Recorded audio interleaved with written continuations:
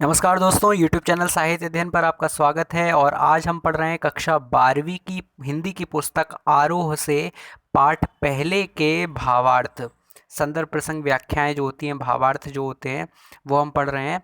तो हमने पिछले पार्ट में जो है पूरे पार्ट की एक्सप्लेनेशन जान ली। पिछले पार्ट में ये उस पार्ट का दूसरा पार्ट है, ठीक है, उस चैप्टर का पार्ट 2 है। और ये वीडियो, हर एक वीडियो में जो है वो अलग अलग चीज़ आपको मिलेंगी।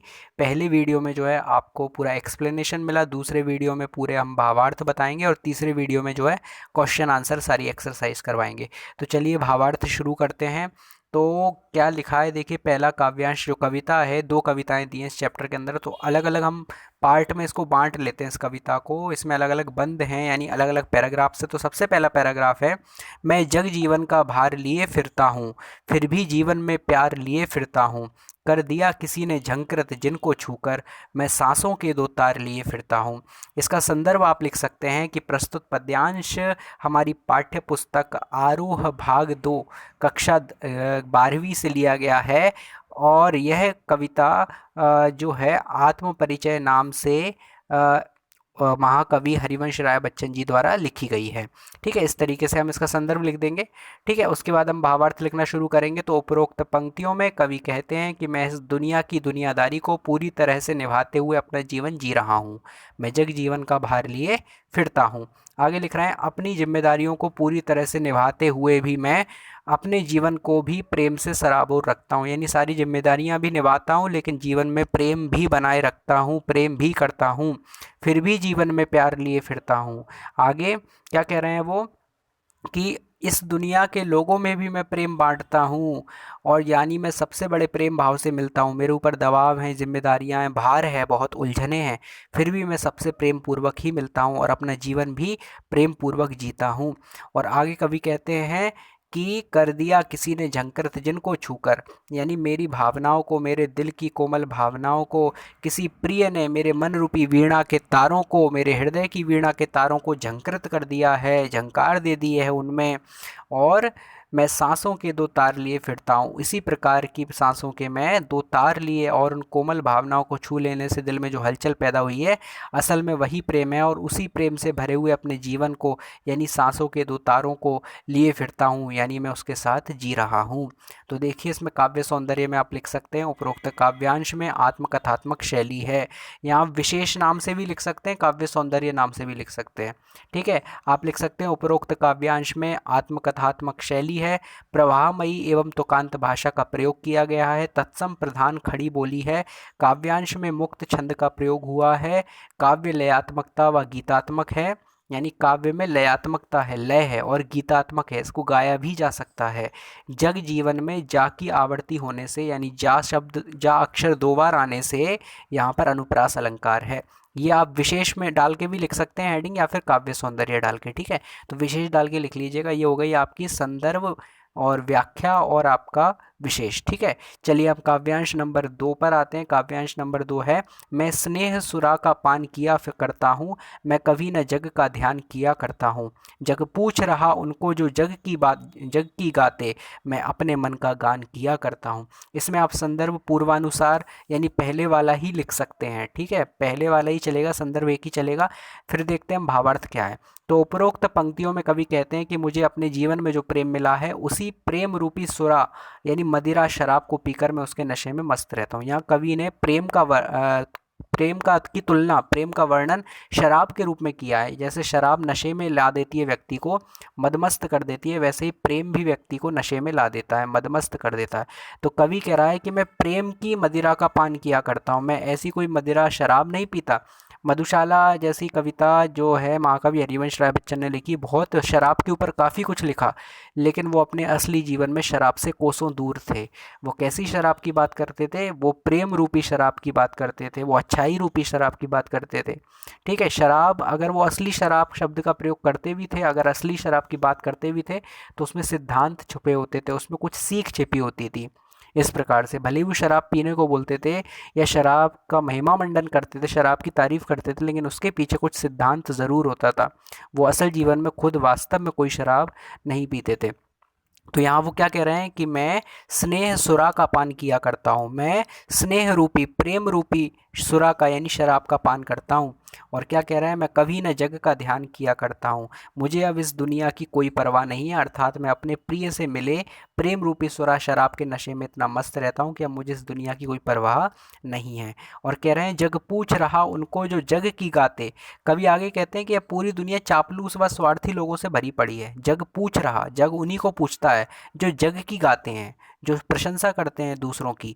लोग एक दूसरे की झूठी प्रशंसा करते हैं और ये दुनिया वाले भी उन्हीं लोगों को अधिक महत्व देते हैं या उनकी ही बातें अधिक सुनते हैं जो चाटुकारिता करते हैं, जो उनके मुंह पे वाहवाही करे। ऐसे लोगों की बातें सुनना लोगों को पसंद है, ठीक है, जो मुंह पर वाहवाही करे। लेकिन कवि जो है किसी की ऐसी झूठी तारीफ चाटुकारिता नहीं कर सकता, उनका गुणगान नहीं कर सकता। इसीलिए वो कह रहा है मैं अपने मन का गान किया करता हूँ, यानी मैं तो बस वही करता हूँ जो मेरे मन में आता है या मेरा मन कहता है, मुझे ठीक लगता है।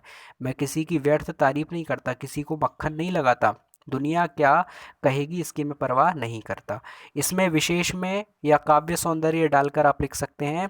उपरोक्त काव्य में आत्मकथात्मक शैली है। आत्मकथात्मक यानी अपनी कथा बताना, अपने जीवन के बारे में बताना। आत्मकथात्मक शैली है, प्रभावमयी और तुकांत भाषा का प्रयोग किया गया है।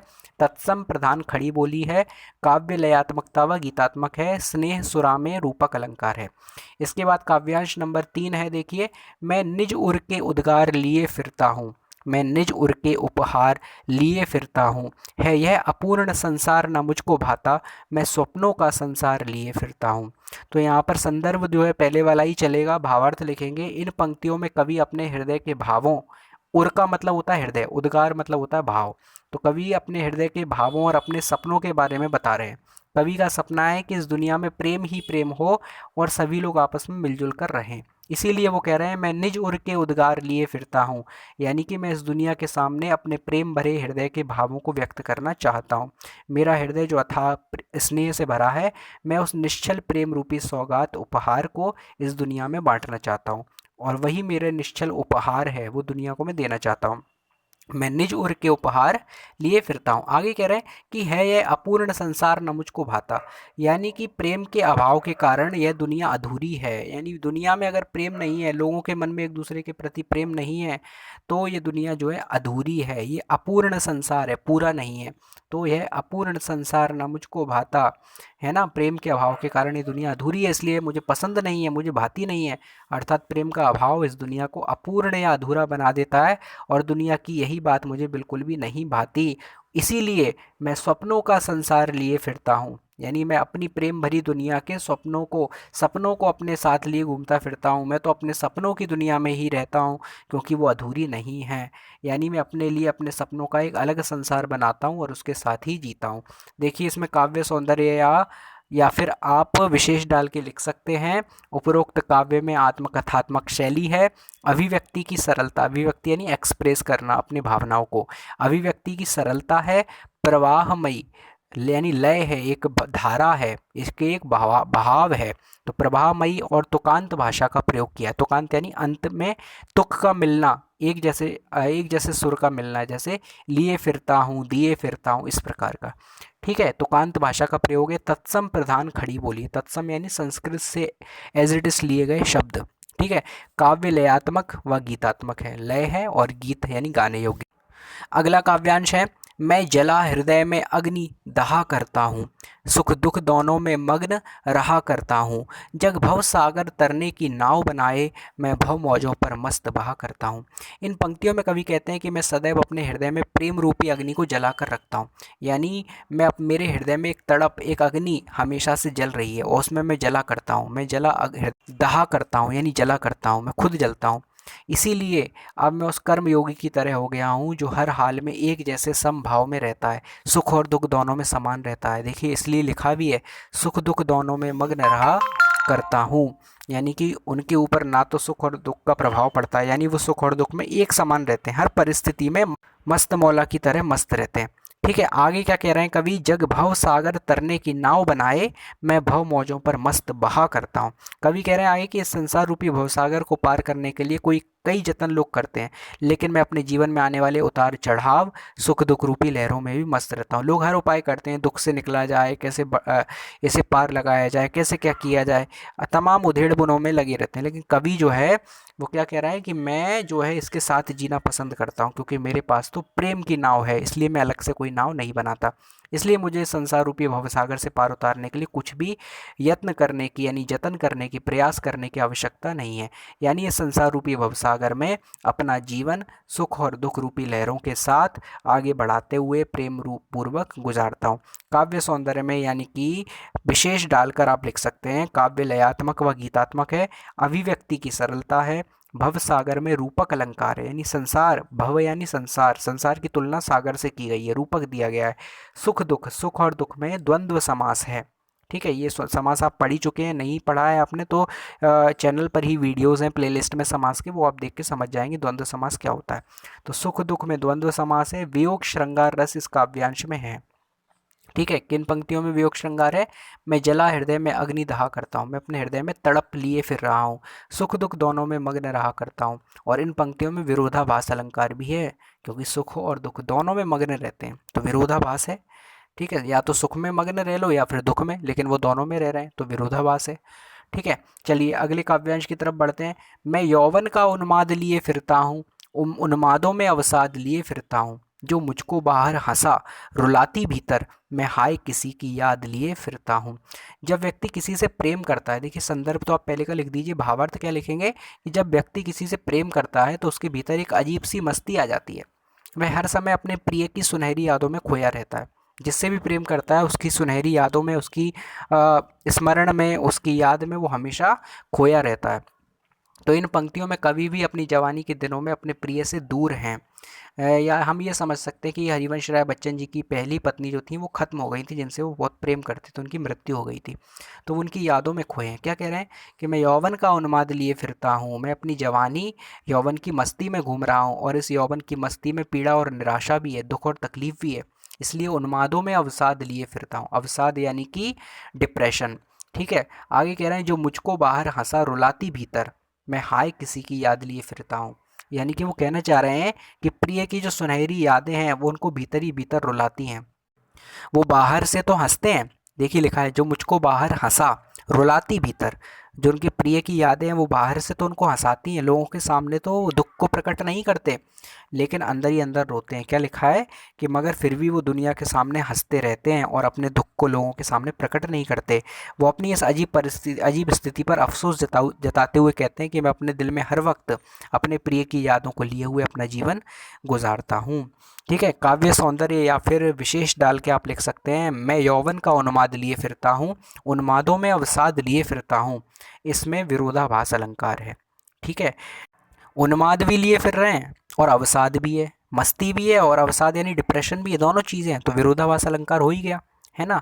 मस्ती और डिप्रेशन एक साथ कैसे हो सकता है, ये विरोधाभास है। किसी की वर्ड में, किसी की शब्द में अनुप्रास अलंकार है। इसी काव्यांश में करुण रस है, काव्य लयात्मक व गीतात्मक है, प्रवाहमयी और तुकांत भाषा का प्रयोग किया गया है। काव्यांश 6 में देखिए क्या है, कर यत्न मिटे सभी सत्य किसी ने जाना, क्वेश्चन कर रहे हैं वो यहाँ पे, यत्न करके यानी प्रयास करके सब चले गए, मर गए, मिट गए, कितने लोग आए दुनिया में, कितने चले गए, लेकिन सत्य किसी ने जाना, सच्चाई जानी है किसी ने संसार की। कर यत्न मिटे सब सत्य किसी ने जाना, नादान वही है हाय जहाँ पर दाना, फिर मूड न क्या जग जो इस पर भी सीखे, मैं सीख रहा हूँ सीखा ज्ञान भुलाना। तो संदर्भ तो पहले का ही चलेगा, पहले वाला ही, फर्स्ट वाला ही सब में चलेगा। भावार्थ में आप लिख सकते हैं, कवि कहते हैं कि सत्य को जानने का लोगों ने बहुत प्रयास किया, परंतु वो अपने अहंकार के कारण सत्य को नहीं जान सके और बिना सत्य को जाने इस दुनिया से चले गए। क्योंकि जो लोग ज्ञानी थे और जो सत्य को जान सकते थे, उनको अपनी विद्वत्ता या ज्ञान का अहंकार हो गया। ठीक है, जो उनकी अज्ञानता का कारण था, माने जो ज्ञानी लोग थे वो भी वास्तव में संसार को नहीं जान पाए, इस सत्यता को, संसार की सत्यता को नहीं जान पाए, क्योंकि उनको अपने ज्ञान का अहंकार हो गया, और अहंकार मतलब अज्ञान, अहंकार आ गया मतलब अज्ञान आ गया। ठीक, यानी वो जो ज्ञानी थे वो अपने अहंकार के कारण अज्ञानी हो चुके थे। कवि आगे कहते हैं कि अहंकार प्रेम और ज्ञान दोनों को अपने आगे टिकने नहीं देता। यह सब जानते और समझते हुए भी अगर ये संसार सीख नहीं पाता है तो फिर इसे मूर्ख ही कहा मैं इस बात को जान चुका हूँ और मैंने इस दुनिया में रहते हुए जो भी सांसारिक बातें सीखी हैं अब मैं उनको भूलना चाहता हूँ। वो कह रहे हैं कि फिर मूड न क्या जग जो इस पर भी सीखे, मैं सीख रहा हूँ सीखा ज्ञान भुलाना। तो वो कह रहे हैं कि अब मैं उसको भूलना चाहता हूँ क्योंकि मैं अपनी मस्ती में रहते हुए इस दुनिया में जीना चाहता हूँ और इन बातों को याद करके रहना संभव नहीं है कि मस्त भी रहा जाए और इन बातों को भी याद रखा जाए। तो काव्य सौंदर्य यानी विशेष में लिख सकते हैं उपरोक्त काव्यांश में आत्मकथात्मक शैली है, प्रवाहमयी एवं तुकांत भाषा का प्रयोग है। आत्मकथात्मक कथात्मक शब्द का मतलब मैं बता चुका हूँ कि अपने बारे में वर्णन करना, अपने बारे में कथन करना आत्मकथात्मक शैली कहलाता है। अपने खुद को इंगित करके, खुद को इशारा करके जब कविता कही जाती है, जो कहानी कही जाती है, वो आत्मकथात्मक होती है। तो कवि यहाँ पर अपने बारे में ही बता रहा है कि मैं ये करता हूँ, मैं वो करता हूँ, इस तरीके से। तो ये आत्मकथात्मक शैली कहलाती है। प्रवाहमयी और तुकांत भाषा का प्रयोग है। तत्सम प्रधान खड़ी बोली है। ठीक है। काव्यांश में मुक्त छंद का प्रयोग हुआ है और काव्य लयात्मक व गीतात्मक है। सब सत्य में सावर्ण की आवृत्ति से अनुप्रास अलंकार उत्पन्न हो गया है। तो काव्यांश नंबर 7वां है मैं और जग और कहाँ का नाता। तो क्या कह रहे हैं कवि, मैं और यानी मैं कुछ और हूँ, और जग और जग कुछ और है। तो यहाँ पे 3 बार और शब्द आ रहा है लेकिन तीनों बार अलग परिप्रेक्ष्य में है। तो मैं कुछ और हूँ, और जग और कुछ और है। तो कहाँ का नाता, हमारा और इस संसार का कहाँ का नाता है, कहाँ की रिश्तेदारी, कहाँ का संबंध। मैं बना बना कितने जग रोज मिटाता, ऐसे कितने संसारों को तो अपने सपनों में बना के मिटा देता हूँ। तो चलिए हम भावार्थ की तरफ ही बढ़ते हैं। संदर्भ तो पहले वाला ही लिखेंगे। यहाँ पे कविता में इन पंक्तियों में 3 बार और शब्द का प्रयोग किया गया है, जिसमें पहला और कवि के अपने लिए प्रयोग है, जहाँ वो अपने आप को अन्य लोगों से अलग बताते हैं। दूसरा और संसार के लिए प्रयोग किया गया है, और तीसरा और संसार और कवि के बीच का संबंध बता रहा है, यानी दोनों को अलग अलग कर रहा है। ठीक है। तो एक और कवि का है, दूसरा और संसार का है, तीसरा और जो है उन दोनों के बीच का है। तो इन पंक्तियों में कवि अपने आप को दुनिया वालों से अलग बताते हैं।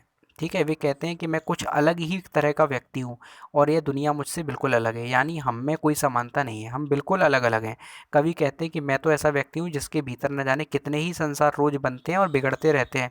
कवि की कल्पना ऐसी होती है, कवि की रचनात्मकता ऐसी होती है, ऐसे कितने संसार कवि बना देता है। तो मेरी अपनी अलग ही दुनिया है, यहाँ पे कवि ये कहना चाह रहे हैं। ठीक है। और मेरी दुनिया में इस दुनिया के भौतिक सुखों का कोई मोल नहीं है। इस दुनिया के सभी लोग भौतिक सुखों के पीछे भागते हैं, हर वक्त उनको जमा करने का प्रयास करते हैं, लेकिन मैं संसार के उन भौतिक सुखों को अपने पैर से ठोकर मारता हुआ चलता हूँ। मुझे दुनिया के भौतिक सुखों से कोई लगाव नहीं है। देखिए वो कह रहे हैं कि जग जिस पृथ्वी पर जोड़ा करता वैभव, ये दुनिया जिस जमीन पर अपना संपत्ति वैभव को जोड़ती है, मैं प्रति पग से उस पृथ्वी को ठुकराता, मैं अपने पग से, अपने पैरों के प्रहार से उस धरती को ठुकराता हूँ। ठीक है। इस प्रकार से हो गया। और इसके बाद जो है इसका काव्य सौंदर्य यानी कि इसका विशेष में आप लिख सकते हैं प्रवाहमयी एवं तुकांत भाषा का प्रयोग किया गया है। मैं और जग और कहाँ का नाता में यमक अलंकार है, क्योंकि और शब्द का 3 बार प्रयोग किया गया है। बना बना शब्द में पुनरुक्ति प्रकाश अलंकार है। मैं बना बना जग रोज मिटाता, ऐसे है ना। जग जिस में प्रीति पग अनुप्रास अलंकार है। जग और जिग जिस जा से शुरू हो रहा है, प्रीति और पग पा से शुरू हो रहा है, तो अनुप्रास अलंकार है। जब एक ही शब्द 2 बार आ जाए वहाँ पुनरुक्ति प्रकाश यानी बना बना है। तो 3 अलंकारों का प्रयोग है यहाँ पे। ठीक है। इसके बाद काव्यांश नंबर 8 है, देखिए। मैं निज रोदन में राग लिए फिरता हूँ, शीतल वाणी में आग लिए फिरता हूँ, हो जिस पर भूपों के प्रासाद निछावर, मैं वह खंडहर का भाग लिए फिरता हूँ। तो देखिए संदर्भ तो सेम ही रहेगा। और यहाँ पर कवि क्या कह रहे हैं कि वो अपने कष्टों व दुखों में भी अपने जीवन को बड़े प्रेम के साथ जीते हैं और अपनी शीतलता प्रदान करने वाली आवाज़ के द्वारा लोगों को प्रेम का संदेश देना चाहते हैं। तो वो कह रहे हैं कि मैं निज रोदन में राग लिए फिरता हूँ, मैं अपने रोदन में, अपने रोने में एक राग लिए फिरता हूँ, यानी गीत लिए फिरता हूँ। शीतल वाणी में आग लिए फिरता हूँ, अपनी मधुर वाणी में भी एक आग, एक तड़प को लिए हुए फिरता हूँ। हो जिस पर भूपों के प्रासाद निछावर, जिस पर राजाओं के महल भी न्यौछावर किए जा सकते हैं, मैं वह खंडहर का भाग लिए फिरता हूँ। मैं उस फकीरी को लिए हुए, उस खंडहर के भाग को, उस प्रेम की इमारत को लिए हुए घूमता हूँ जिस पर राजाओं के महल भी निछावर किए जा सकते हैं। तो कवि कहते हैं कि वो अपने कष्टों व दुखों में भी अपने जीवन के बड़े प्रेम के साथ जीते हैं और अपनी शीतलता प्रदान करने वाली आवाज़ के द्वारा लोगों को भी प्रेम का संदेश देना चाहते हैं। भले ही उनकी वाणी में शीतलता हो, लेकिन उनके शब्दों में लोगों के दिलों में उत्साह व जोश जगाने की आग के बराबर शक्ति है। इसीलिए वो उनके आत्मविश्वास को बढ़ाना चाहते हैं, उनकी सोच में बदलाव लाना चाहते हैं ताकि दुनिया में प्रेम बढ़ सके। कवि आगे कहते हैं कि दुनिया के सभी भौतिक सुख सुविधाओं के साथ जीवन जीने वाले लोगों को भले ही मेरा जीवन ऐसा लगता हो जैसे किसी राजा के महल के सामने कोई खंडहर हो, लेकिन प्रेम से सराबोर मेरे जीवन की भव्यता, यानी प्रेम से भरा हुआ मेरा जीवन उन राजाओं के महलों से कहीं अधिक है। यानी भौतिक सुख सुविधाओं के साथ जीने वाले लोगों को से कहीं ज़्यादा सुंदर मेरा जीवन है, क्योंकि मैं अपने जीवन अपने हिसाब से पूरी मस्ती और प्रेम के साथ गुजारता हूँ, जबकि राजा ऐसा नहीं कर सकता।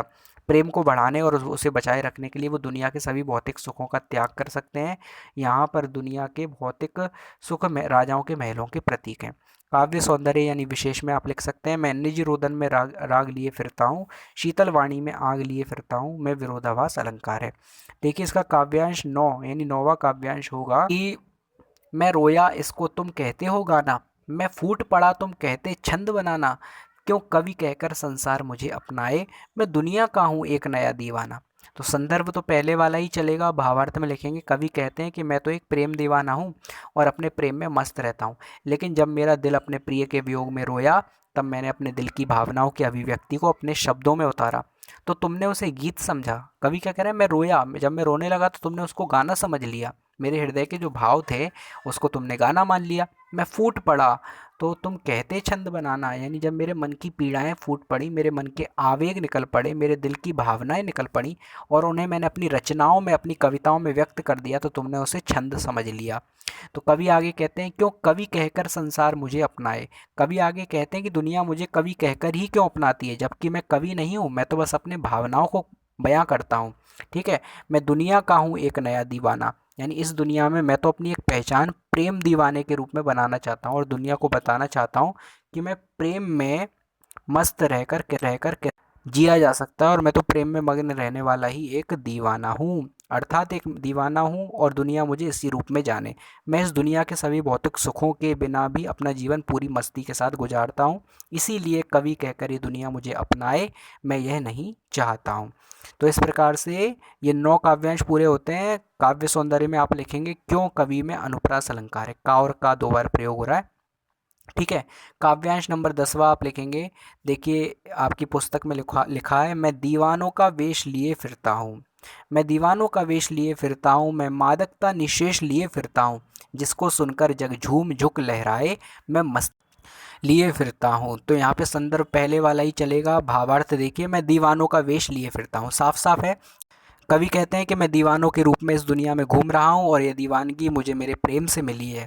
अब इस प्रेम की पूर्ण मादकता मेरे अंदर समा गई है, अर्थात उस प्रेम का नशा मुझ पर पूरी तरह से छाया हुआ है और मैं उसी मादकता को लिए एक दीवाने की तरह इस पूरी दुनिया में घूम रहा हूँ। कवि आगे कहते हैं कि मैं चाहता हूँ कि जो मैं मस्ती का संदेश लिए फिरता हूँ उसे दुनिया भी समझे और अपनाए, जिसको सुनकर जग झूम झुक लहराए, मैं मस्ती का संदेश लिए फिरता हूँ और प्रसन्न होकर इस मस्ती में झूमे लहराए, दुनियादारी की इन चिंताओं से मुक्त हो सके और प्रसन्न रह सके, दुनिया खुश रहे, यही कवि चाहता है। तो काव्य सौंदर्य क्या है, झूम झुक में अनुप्रास अलंकार है, ये विशेष में आप लिख सकते हैं। इस प्रकार से ये पाठ की पहली कविता संपूर्ण हो जाती है। दूसरी कविता भी हम करेंगे लेकिन अगले वीडियो में, क्योंकि ये जो है वीडियो का साइज़ काफ़ी ज़्यादा हो गया है। इस वीडियो में फ़िलहाल इतना ही, आत्म परिचय में इतना ही। इस पार्ट की जो दूसरी कविता है दिन धीरे जल्दी ढलता है।